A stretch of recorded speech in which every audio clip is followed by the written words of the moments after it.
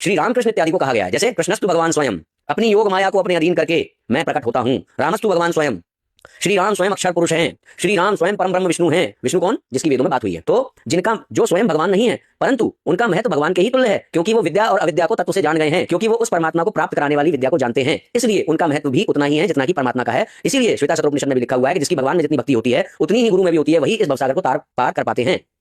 तो इसी दृष्टि से पूज्य पदार्थों को सूचित करने के लिए भगवान शब्द का प्रयोग परमात्मा के लिए मुख्य रूप से है। और ये जो बाकी के जो महापुरुष होते हैं, जो तत्ववेता हो जाते हैं, तत्वदर्शी हो जाते हैं, विद्या और विद्या के अंतर को जान जाते हैं, उनके लिए भी भगवान शब्द का उपयोग किया जाता है, परंतु उन्हें भगवान के रूप में पूजा नहीं जाता है। हमारे भी गुरु हैं, हम भी उन्हें गुरुदेव भगवान कहते हैं, परंतु उन्होंने हमें कभी ये नहीं सिखाया कि भगवान की जगह हमारी पूजा करने लगो। उनके लिए भगवान शब्द का उपयोग गौण रूप से इसलिए किया जा रहा है क्योंकि वो भी हमारे लिए उतना ही महत्व रखते हैं जितना कि भगवान रखते हैं, क्योंकि भगवान प्राप्तव्य है और गुरु उस प्राप्तव्य को प्राप्त कराने वाला।